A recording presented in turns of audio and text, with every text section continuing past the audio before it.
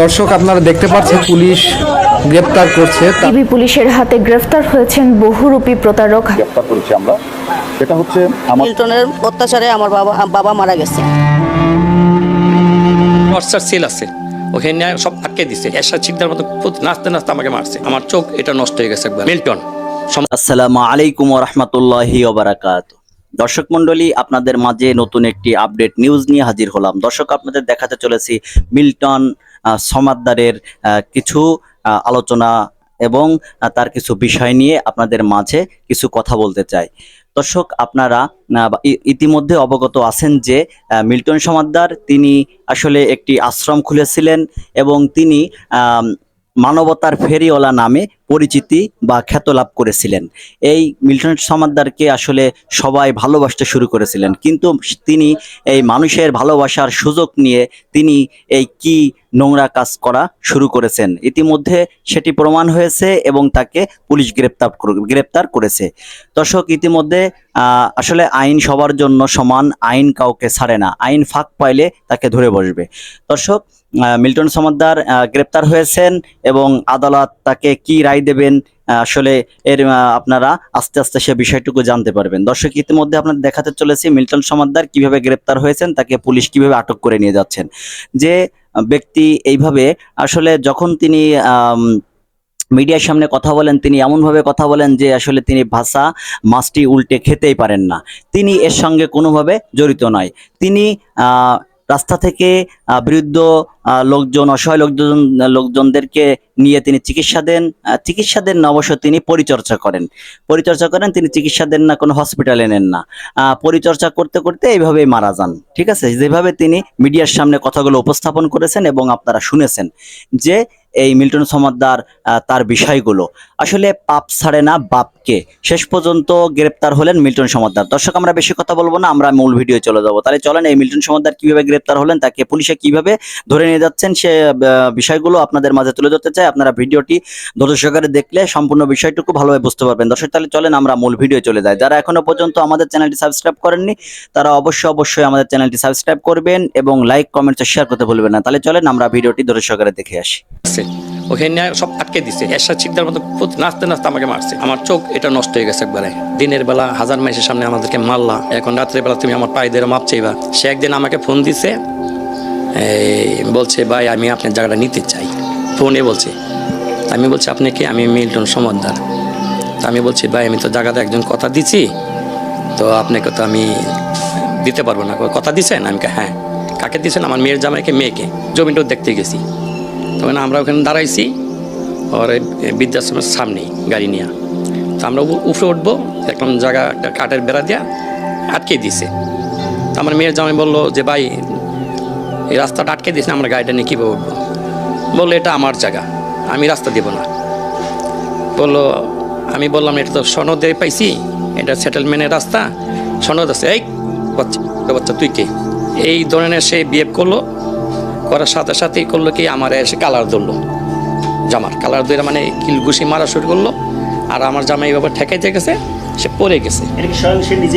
হ্যাঁ, মিল্টন সমাদ্দার নিজেই করেছে। এভাবে সে পড়ে গেছে। এই আর ধর মার, মৌমাছির মতন আইসা আমাকে ঘেরাও করে আমাকে তিনজনে মারা শুরু করছে। আমার মেয়েকে, আমার জামাইকে আমাকে মারতে মারতে মনে টান না হেসা করে ভিতরে নিয়ে মুখে আমি উচ্চারণ করার মতো আমার সম্ভব হবে না, গাও সিঁড়িয়ে ওঠে তার কথা শুনলে। প্রতিটা গালিতে সে মারছে, মানে প্রতিটা গালিতে এই এরশাদ শিকদার মতো নাচতে নাচতে আমাকে মারছে। টর্চার সেল আছে, ওখানে সব আটকে দিছে, দরজা জানলা আটকাইয়া নিচতলায়।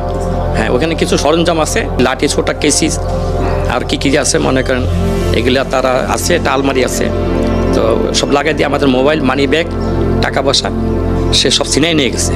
এর ভিত্তি মারাধরি চলতি আছে 15-20 জনে। আমার চোখ এটা নষ্ট হয়ে গেছে একবারে। আমি বিএসএফ হাসপাতাল পরীক্ষা করছি, টোটালি এটা লেন্স লাগানো হচ্ছে, এটা আর কাজ হবে না। লেন্স লাগালে এই আঘাত করে যে লেন্সটা পড়ে গেছে। আমরা মামলা করছি, ও মামলা না করার জন্য বহু তবদির করছে। আমি বললাম দিনের বেলা হাজার মাইসের সামনে আমাদেরকে মারলা, মাইরা রক্তাক্ত করলা, অঙ্গহানি করলা, এখন রাত্রে বেলা তুমি আমার পায়ে ধরে মাপ চাইবা। মানে মাপ চায় আর কি, সরি বলে, সরি মাপ মানে সরি। ওই দিনই রাত্রে রাত তখন 3টা বাজে, 2:30-3টা বাজে। সরি বলে আমি বললাম দিনের বেলা মারলা, হঙ্গানি করলা, আমরা আছি হাসপাতালে, তুমি চাইতেছো এখানে আমাদেরকে সরি বলো। তা আমি মাইরা সরি বলে কি মানুষ শেষ হয়ে যায়? বলে আমি আপনার ক্ষতিপূরণ দিব, যা লাগে লিখিত দিব, রাস্তা ছেড়ে দিব, কখনো করবো না। নিউটনের অত্যাচারে আমার বাবা মারা গেছে।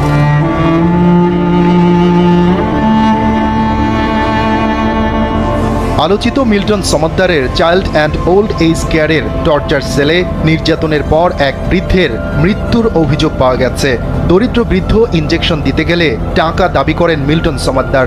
টাকা দিতে না পারায় ওই অসুস্থ বৃদ্ধ এবং তার মেয়েকে বৃদ্ধাশ্রমের টর্চার সেলে নিয়ে মারপিট করা হয়। এ সময় ওই বৃদ্ধ গুরুতর অসুস্থ হয়ে পড়েন।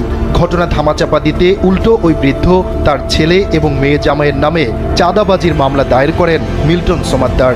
এর মতন জঘন্য লাগার একটাও নাই, কারণ এ রাতে আমার আব্বা মাইকে মারা গেছে। আমার আব্বা একজন কিডনি রোগী ছিল। নিজেকে মানবতার ফেরিওয়ালা এবং বয়স্কদের সেবার প্রতিশ্রুতি দিয়ে আসলেও বাবার বয়সী বৃদ্ধের গায়ে হাত তোলেন মিল্টন সমাদ্দার। আমার আব্বা সুই দিতে গেছিল, সুই দেওয়ার কারণে সুই দিতে গেছে পরে ও 1000 টাকা চাইছিল। 1000 টাকা দিতে পারে নাই দেখে ও আমার আব্বার গায়ে হাত দিচ্ছে এবং কি আমার মার গায়েও হাত দিচ্ছে। টর্চার সেলে মিল্টনের নির্যাতনে আরও ভেঙে পড়েন বৃদ্ধ মীর হোসেন। তার মেয়ে জানান, এই ঘটনার প্রতিবাদে থানায় গেলেও মামলা নেয়নি পুলিশ। উল্টো মীর হোসেনের পরিবারের বিরুদ্ধেই চাঁদাবাজির মামলা ঠুকে দেয় মিল্টন।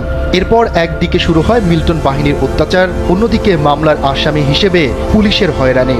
সুমি জানান, সেই নির্যাতন আর হয়রানি সহ্য করতে না পেরে কিছুদিন পরেই মৃত্যু হয় তার বৃদ্ধ বাবার। ও থানায় টাকা খাওয়াইছিল, মামলা নেয় নাই, না দেওয়ার কারণে আমাদের ভিতরেই ঢুকতে দেয় নাই। এর 3 দিন পরে মনে করেন মামলা হয়েছে, তাও আমার নাম দিতে পারে না, আমার হাজবেন্ডের নাম দিয়ে দিচ্ছে, কারণ আমার হাজবেন্ড এখানে যায়ও না, জানেও না।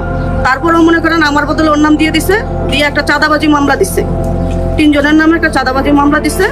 চাঁদাবাজি মামলা দেওয়ার পর আমরা 1.5 মাস মনে করেন পলাতক ছিলাম। পরে আমাদের মীমাংসার কথা বইলা এখানে আনছে, আনার পরে থানার থেকে লোকজন আসছিল, পুলিশ আসছিল একজন, আর এলাকার লোকজনে মিলে বিচার আচার করছে। করার পরে জরিমানা হয়েছে আপনার 30,000 টাকা, আর থানার নাম করে আপনার 1.5 লাখ টাকা নিচ্ছে। মানব সেবার নামে গড়ে তোলা প্রতিষ্ঠানে মানুষকে নির্যাতনের জন্য মিল্টন সমাদ্দারের রয়েছে বিশেষ সন্ত্রাসী বাহিনী, যাদের মানুষের দানের টাকা দিয়ে পেলে পুষে রাখেন তিনি। জমি দখল ও নিজের আধিপত্য বজায় রাখতে এই প্রাথমিক শিক্ষক নিয়োগ পরীক্ষার প্রশ্ন ফাঁসে জড়িত ঢাকা বিশ্ববিদ্যালয়ের আইন বিভাগের 2 শিক্ষার্থী সহ 5 জনকে গ্রেপ্তার করেছে গোয়েন্দা পুলিশ। তবে এখনও ধরা ছোঁয়ার বাইরে চক্রের হোতা অসীম গাই। ডিবির অতিরিক্ত কমিশনার জানান, তথ্য উপাত্ত বিশ্লেষণ করে জড়িত সবাইকে আইনের আওতায় আনা হবে। বিস্তারিত আন্ডমানের রিপোর্টে। সরকারি প্রাথমিক বিদ্যালয়ের সহকারী শিক্ষক নিয়োগের 3য় ধাপের লিখিত পরীক্ষা অনুষ্ঠিত হয় 29 মার্চ। প্রশ্ন ফাঁসের মাধ্যমে পরীক্ষা শুরুর কয়েক মিনিট আগে ডিজিটাল ডিভাইসের মাধ্যমে দেয়া হতো উত্তরপত্র। প্রশ্ন ফাঁসের ঘটনা জানাজানির পরও বাতিল হয়নি পরীক্ষা, উল্টো 21 এপ্রিল প্রকাশ করা হয় ফলাফল। এ ঘটনায় 3টি মামলা হয়। আলাদা অভিযানে 5 জনকে গ্রেপ্তার করে ডিবি। তাদের মধ্যে 2 জন প্রশ্নপত্র সমাধানকারী ঢাকা বিশ্ববিদ্যালয়ের আইন বিভাগের শিক্ষার্থী জ্যোতির্ময় গাইন ও সুজন চন্দ্র রায়। তবে এখনো ধরা ছোঁয়ার বাইরে। আমি আসলে কোনো প্ল্যান প্রোগ্রাম করি নাই। আমি এটা কোনো আশ্রম করবো, আমি এই জায়গাতে আসবো, আমি কোনোদিনও জানি না। আমরা ইনকাম সোর্স ভালো ছিল, স্বামী স্ত্রী চলতাম, আমাদের বাচ্চাও ছিল না। আমাদের টেন্ডেন্সি ছিল অনেকের কাছে শুনছি যে বৃদ্ধ মানুষ ঘরে থাকলে না নাতিপুতি তাড়াতাড়ি আসে। তো আমাদের আত্মীয়স্বজনের মধ্যে যদি কাউকে আনতাম তখন যাওয়া যাবে, ঝামেলা হবে, মন কালাকালি হবে, বাড়ি চলে যাবে। তার জন্য করছি কি, আমরা রাস্তা থেকে একজন বয়স্ক মানুষ আনছি। আসলে আমাদের উদ্দেশ্যটা ছিল আমাদের যেন বাচ্চা হয়। একটা বয়স্ক মানুষ ঘরে থাকলে নাতিপুতি তাড়াতাড়ি আসবে, এরকম একটা প্রবাদ আছে। তো রাস্তাতে কত মানুষ পড়ে থাকে। আমি আগারগাঁও থেকে আসার সময় একটা অজ্ঞাত মানুষ তুলছি ভাই, এই তোলাটাই আমার জন্য আজকে কালো হয়ে দাঁড়াইছে। এবং উনি আসার পরে আমার ব্যবসা বাণিজ্যের সুফল হয়েছে। আমার ঘরে আমার 2টা ছোট বাচ্চা, আপনি দেখলে মাথা খারাপ হয়ে যাবে, এত সুন্দর বাচ্চা। এরপরে জীবন পরে বাচ্চা হয়েছিল। হ্যাঁ 14 দিনের মাথা আপনার ভাবি সুসংবাদ দিচ্ছে যে আমার ঘরের বাচ্চা বা আমি প্রেগনেন্ট। তো সেই জায়গা থেকে আনার পর ওনাকে রাখতে পারছিলাম না, ওনার পায়ে একটা গ্যাংরিং ছিল। গ্যাংরিংয়ের এত গন্ধ কেউ আমাদের বাসায় এসেপ্ট করতেছিল না। দেন আমরা একটা টিনশেড বাড়ি ভাড়া করে 3500 টাকা 2014 সালে রাখছি। দেন ওখান থেকে আসলে আমাদের মধ্যে ওনার আসার পরে যে সুফলটা পাইছি, আমার বকেয়া বেতন বকেয়া টাকা পয়সা ফেরত পাইছি, আমার ঘরের নাতি আসছে, ছেলে আসছে, সব মিলে খুশিতে খুশিতে এই বন্ধ চলছে। দেন 2018 সালে 19 সাল পর্যন্ত গোপনই চালাইছি। যখন আপনারা জানলেন আমি দিনে দিনে সেলিব্রিটি হয়ে গেলাম। ঠিক আছে, এখন তো সেলিব্রিটি মানুষ ভালোই লাগে, মানুষ বাইরে গেলে চা খাওয়ায় ফ্রি, এটা কি আমার দোষ? আপনার মোট কয়টা পেজ? আমার পেজ আছে ব্যাকআপ রাখছি 2টা, দাদা চাইল্ড নুলেসের ফাউন্ডেশন নামে একটা রাখছি, মিল্টন সমুদ্র নামে একটা রাখছি। একটা আইডি আছে প্রায় 11 মিলিয়ন, 1.1 মিলিয়ন আইডি। আর দুইটা ভালো পেজ আছে। অর্থ সহায়তা কিরকম আসে আনুমানিক আপনার? দাদা আমাদের 25 লাখ টাকা আসে প্রতি মাসে? হ্যাঁ 25 লাখ টাকা আসে। আমরা রোজার মাসে অনেকটা ভালো টাকা পাইছি, রোজার মাসে প্রায় 1.5 কোটি টাকার মতো আসছে। এবং রোজার মাসে আমি বেতন বোনাস সব দিয়ে স্টাফদের খরচ আমার প্রতি মাসে 16 লাখ টাকা বেতন দিই। স্টাফ কত? 102 জন। দুইটা মিলে? হ্যাঁ দুইটা মিলে। কোন প্রতিষ্ঠানে কয়জন আছে? ওই এই আমাদের এখানে কয়জন আছে আরাফাত? না না 35 জন। সাপারে আছে ধরুন আপনার আরো 75 জনের মতো। আর এখানে কতজন আশ্রয় দিচ্ছেন? ওখানে কতজন? এইখানে হলো এখন আছে কত বাবা মা? 20 জন আসছে। আর ইয়েতে? সাপারে আছে আপনার 135 না 145 245 এর মতো বাচ্চা আছে এখানে প্রতিবন্ধী। আমার 45টা বাচ্চা আছে প্রতিবন্ধী বাচ্চা। আমার 6টা পাগলি বোন আছে। আমার বাবা মা আছে 256 জন। সব মিলে আনুমানিক মাসে খরচ কত? 40-45 লাখ টাকা দাদা। খরচ? হ্যাঁ মাসে। এটা কখনো চিন্তা করি নাই যে এরকম হবে। আমি মনে করছি যে ভালো কাজ উৎসাহ দেই, আরো সামনের দিকে আগাই। আমরা হোম সার্ভিস দিতাম, দুজনে স্বামী স্ত্রী মিলে বাসায় 24 আওয়ার্সের জন্য বয়স্কদের দেখাশোনা, বড় লোকদের বাবা মাকে আমরা দেখাশোনা করতাম। আপনার প্রতিষ্ঠানের কি? আমি সহযোগী আর কি। হ্যাঁ হ্যাঁ জি। আপনারা তো এই হিসাব কিতাব সম্পর্কে আপনার মোটামুটি সব ধারণা আছে? হ্যাঁ অবশ্যই আমার সাথে পরামর্শ করে, বা আমি আসি সব সময় দেখি, পলিটি রিপোর্টটা দাও তো। সব সময় বিকেলবেলা। পলিটি রিপোর্টগুলো বাই করো। মানে আমার ডিউটি শেষ, আমি বাসায় অনেক সময় যে বাসায়ও যাই না, এখানে আগে আসি। আগে তো এখানেই সব ছিল। এই যে 1-1.5 মাস হইলো আমরা সাভারে নিছি। 3টা বাড়ি ভাড়া ছিল আমাদের, আর একটা বাড়ি আছে সামনে, সব মিলাইয়া 3টা বাড়ি ভাড়াতে ছিল। তা আমি অবশ্যই দেখাশোনা করতাম, আমার বাবা মার সাথে আমি দেখা করতাম। আমি ওর বাবা মা মানে আমার বাবা মা, আমি তাদের কাছ থেকে ভালোবাসা পাইছি। এই ভালোবাসায় মানে এখন মত আমরা এমন কোনো ভুল মানে আমি পাই নাই যে ভুলটা অনেক বেশি মারাত্মক বা কিছু, বা অন্যদিকে অন্যরা। তাহলে তো আমিই প্রতিবাদ করতাম যদি কোনো খারাপ কিছু থাকলে। কারণ আমি তো একজন senior staff nurse, government job করি। আমি তো অপরাধমূলক কাজে, কর্মকাণ্ডের কাজে সহযোগী হব না, বা হতেও চাবো না। সে আমার হাজব্যান্ডও, সে ভালো কাজ করে, আমার হাজব্যান্ড, আমি তার সহযোগী হিসেবে কাজ করি। তাকে উৎসাহ দিই যেন আরও ভালো করতে পারে বা মানুষ আরও সেবা দিতে পারে। এবং আমার যারা কলিগ আছে ওরাও আমাকে খুব উৎসাহ দেয় যে তোর হাজব্যান্ড দেবতা। এমনভাবে কথা বলে দিদিরা, আমার কলিগরা বলে যে তোর স্বামী তো দেবতা, তোরে শুইলো দেবতারে ছোঁয়া দেবে, এমন করে। সত্যি সত্যি আমার অনেক দিদিরা আছে যে আমাকে গেলে পরে জড়াই ধরে যে তোরে একটু শুয়ে দেখি, মিলন বাইরে তো শুইতে পারবো না, তোকে শুই, এরকমভাবে বলে। আপনারা যে ডেড বডি নিয়ে যান বিভিন্ন জায়গায়, তাদের শরীরে নাকি কাটাছেঁড়া থাকে। মানে এখন এই কাটাছেঁড়া আসলে কোন কাটাছেঁড়া? এই আপনাকে বলি, আমরা যে রাস্তা থেকে যে মানুষগুলোকে তুলি তারা নিজের শরীরটা বহন করতে পারে না। এরা বাসা থেকে হারাই যাক বা পরিবারে থেকে বের করে দেখ, রাস্তায় চলতে চলতে একটা কোনো কিছুর সাথে আঘাত পেয়ে এদের ওখানে পচন ধরে পরে চলতে থাকে পোকায় ধরে এবং বিভিন্ন অঙ্গহানি হয়ে যায়। কেউ হাত থেকে, আপনাকে আমি এই ফাইলটাই দেখাইলেই যদি বুঝতে পারবেন। আপনি দেখছেন এটা ভায়োলেন্স ধরবে দেখে দেখানো যাচ্ছে না। তো এই একটা মানুষেরও এতগুলি ছবি দেখালাম, একটা মানুষের অঙ্গ আছে, তো যদি অঙ্গ না থাকে আমি অঙ্গ কোত্থেকে দেবো? তারপরে আপনার মানে গণমাধ্যমে যে এইটা উঠছে যে অঙ্গহানি মানে অঙ্গ বিক্রি করতেছি আমি, তো কোথায় করছি, কার কাছে করছি, কোন হসপিটালে করছি? অঙ্গ তো কাইটে ব্যাগে করে নিয়ে আরেক জায়গায় বেচা যাবে না বাজারে। অঙ্গ বেচতে হলে তো আপনাকে একটা হসপিটাল লাগবে, স্পেশাল বিশেষজ্ঞ লাগবে। কারা করছে এই অঙ্গহানি মানে বিক্রিটা করছে কারা? সেই প্রমাণটুকু আমাদেরকে দেখান। বা আমি কার সাথে আবার অঙ্গ যদি ট্রান্সফার হয় সেক্ষেত্রে তো আপনার এগ্রিমেন্ট থাকবে, প্রশাসনিক কোর্ট কাছারি থাকবে। তো সেই ডকুমেন্টগুলো কোথায়? আমি 10 বছর ধরে এই কাজটা করতেছি। 10 বছর আমি ধরে নেন যে আমি 100 অঙ্গ ট্রান্সফার করছি। তো এই 100 ট্রান্সফার কোন জায়গায় করছি, কার সাথে করছি, একজন মানুষকে এনে দেখান। আমার কথা হলো এটা। সেকেন্ড কথা, আমি কেন অঙ্গ বিক্রি করতে যাবো? আমার কি অর্থের প্রয়োজন আছে এখন? আমার যে ফেস ভ্যালু, আমি যদি কোনো প্রোডাক্টেও ভালো বলি কোনো কোম্পানির, আমি টাকা আয় করতে পারি। আচ্ছা ধরে নিলাম আমি ওইটা নেওয়া করি, কম আসে না, দান আসে না। তারপরে যদি আমার বিজনেসের ইচ্ছা থাকে, আমার যে বাচ্চা আছে একদম সরাসরি যমুনা ডিলারে বসছি, আমার কাছে ছোটো ছোটো বাচ্চা আসে, আমি যদি এই বাচ্চাও গোপনে বেশি আমি কত টাকা কামাই করতে পারি? আপনারা বলেন পারি কিনা? একটা বাচ্চার জন্য বাবা মা 18-20 বছর অপেক্ষা করে, কান্নাকাটি করে, হাত পায়ে ধরে, ভাই আমাকে একটা বাচ্চা দেয়, আমি রাস্তা থেকে পাগলি তুলবো, বাচ্চা হবে, বিক্রি করবো। তাও একটা বাচ্চা নর্মাল তো 2 লাখ টাকা বেচতে পারবো গোপনে, কেউ জানবে না, পারবো কিনা? তো আমার তো এগুলো দরকার নাই রে ভাই। আমি আসছি ভালো কাজ করতে। আর আমাদের এমন একটা, আপনাকে যদি বলি, এই 10 বছর ধরে ওনাদের সাথে থাকতে থাকতে আমাদের মেন্টালিটি, মন মানসিকতা অন্যরকম হয়ে গেছে। সেটা কিরকম? আমাদের আসলে নিজেদের জীবনে নিয়েও মায়া নাই। কারণ মরতে সবাই কী হবে? আমি প্রতিদিন 3 জন 4 জন 5 জন, এমনও দিন গেছে শীতে ডিসেম্বর অক্টোবরে যে 10 জনও মারা যায়, আমার 10 জনও মারা যায়। তো আমি মৃত্যুটা প্রতিদিন দেখি, প্রতিদিন কবরস্থানে যাই। আমার লোভ করে কী করবো ভাই? আমারও তো মরতে হবে। এবং আমাদের মাথার মতো আমার স্ত্রী যে এই পর্যন্ত কতজন দিয়েছেন, কবর দিয়েছেন? আমরা এই পর্যন্ত দাদা আমাদের রেজিস্টার হিসেবে আজকে যেটা দেখলাম প্রায় 700-র কাছাকাছি আমরা মানে রেজিস্টার হিসাব পাইছি, যেগুলো মানে ডকুমেন্ট আছে আমাদের কাছে। তো এগুলি আমি আপনাকে বলি, রাস্তা থেকে তুলে আনছি, মারা গেছে। মৃত্যুটা আমাদের সবসময়, আবার কবরস্থ মানে আমাদের কাছে মারা গেছে। হাসপাতালে নেন না, আমরা হাসপাতালে নেই না ভাই। আমরা না, ওরকম সুযোগ সুবিধা নেই। আমরা শুধু পরিচর্যা করি, আমরা কারো চিকিৎসা দিই না। কারণ আমরা স্বামী স্ত্রীর আয় দিয়ে শত শত মানুষের চিকিৎসা করে আইসিইউ, আর আমার যে বাবা মারা আছে সবাই আইসিইউ সাপোর্টের পেশেন্ট আছে। আমরা কিছু টুকটাক মেডিকেল সরঞ্জাম কিনে নিয়েছি যতটুকু প্রয়োজন, একদম খুব বেশি ভালো আছে যেটা বলবো না, কিনে নিছি, সেটা দিয়ে যত আমরা স্বামী স্ত্রী যা বুঝি, আমাদের একজন ডক্টর আছে, উনি সপ্তাহে আসে, 15 দিন পর আসে, মাসে আসে, উনি এসে প্রেসক্রিপশন করে দিয়ে যায়, আমরা স্বামী স্ত্রী যা বুঝি তাই। পরিচর্যা যাদের করেন, টেক কেয়ার যাদের করেন, তারা তো অধিকাংশই হচ্ছে হাসপাতালে পাঠানোর মতো রোগী। হ্যাঁ, হাসপাতালে পাঠানো। তাদেরকে হাসপাতালে পাঠান না কেন? বা হাসপাতাল, কোন হাসপাতালে পাঠাবো আপনার কাছে প্রশ্ন? আমরা একটা হসপিটাল আমরা চুক্তি করে দেন, আমাকে একটু দেখাই দেন। সরর দিতে নিবে, পঙ্গুতে নিবে, প্রাইভেট কোন হসপিটালে নিবে? নেবে না। ঢাকা মেডিকেল সোলমিলের কাছ থেকে আমি শত শত রোগী উঠাইছি, আমি বাস্তব প্রমাণ। মাইরো আমি মিটফোর্ড হসপিটাল থেকে বাইরে রুগী, রাস্তার রুগী উঠাইতে যে ডাক্তাররা ধরে মারছে, কারণ সরকারিতে নেয় না কেন? অজ্ঞাত অভিভাবক পচা কলা মানুষ নেয় না। আপনারা সাংবাদিক, আপনাদের দায়িত্ব দিলাম, আপনারা 2টা মানুষ নিয়ে 3টা মানুষ নিয়ে হসপিটালে ভর্তি করার চেষ্টা করেন, কতটা হয়রানি পোহাইতে হবে আপনাদের। তো এই নিজের কাম কাজ ফেলা যায়, এই মানুষগুলো সারাদিন হসপিটালে দৌড়াদৌড়ি করা সম্ভব না।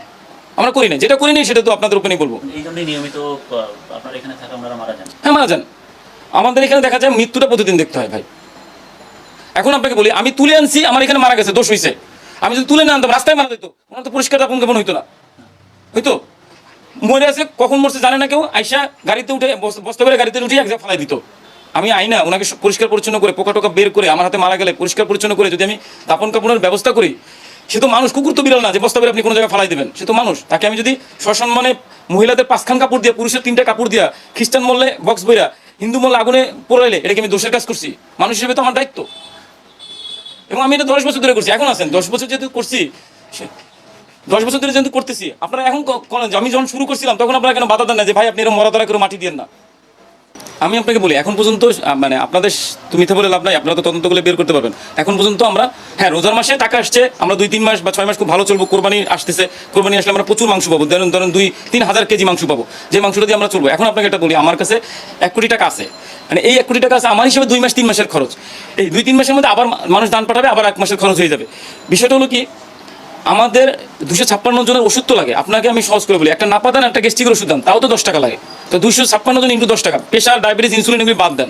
আমার 45টা বাচ্চা আছে, 45টা বাচ্চা রাতে শোয়ার জন্য প্যাম্পার্স তো লাগবে। আমার 16-17টা বাচ্চা দুধ খায়, তাদের দুধের বোতল, মানে সব পাগলিরা তো আর দুধ দেয় না, বাচ্চারা দুধ দেয় না, দুধ কিনতে হয়। একটা দুধের যদি দাম যদি একদম নর্মাল দুধ খাওয়ায়, পচা দুধ, মানে মার্কেটে যে পচা দুধটা পাওয়া যায়, সেটাও যদি খাওয়ায়, একটা ডিব্বার দাম 650 টাকা, আমার খরচ আছে না? আপনারা 200-250 মানুষকে দেখতে 75 জন লোক লাগে? বেশি লাগে, আরো লাগবে, আমার শর্ট আছে। কিরকম? আমার যারা আছে এরা সবাই পাগলা মানুষ, মাথা নষ্ট, উঠতে পারে না, বসতে পারে না। এদের তো প্রত্যেকজনকে পার্সোনালভাবে গোসল করাই দিতে হয়, পায়খানা পরিষ্কার করতে হয়। তো আমার আরো বেশি লাগবে, আমার তো লোক শর্ট ভাই। আমাদের যদি 2 জনের জন্য 1 জন স্টাফ দেওয়া যায়, সেটা পরিপূর্ণ স্টাফ হয়।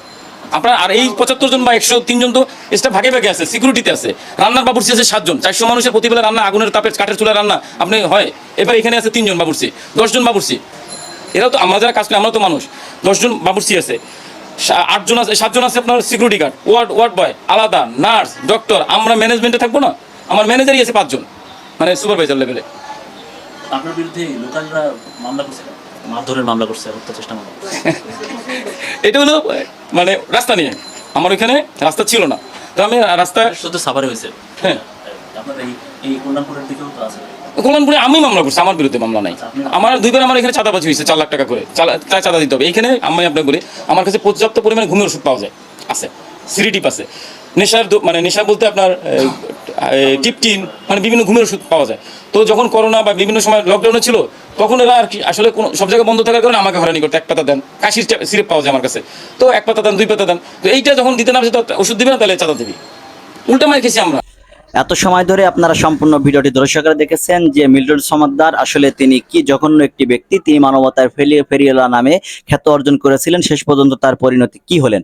আসলে পাপ সারে না বাপকে, এটা আসলে বাস্তব কথা, এটা প্রতিটা মানুষেরই মানতে হবে যে একদিন না একদিন চোরের 10 দিন গৃহস্থর একদিন, কথাটা কিন্তু বাস্তবই সত্য। যে চুরি করতে করতে একসময় চোর কিন্তু গৃহস্থর হাতে ধরা পড়ে। আপনারা সম্পূর্ণ ভিডিওটি দেখে বিস্তারিত ভালোভাবে বুঝতে পেরেছেন। দর্শক, তাহলে আজকের মতন ভিডিও এখানে শেষ করছি। সকলে ভালো থাকবেন, সুস্থ থাকবেন, আল্লাহ হাফেজ।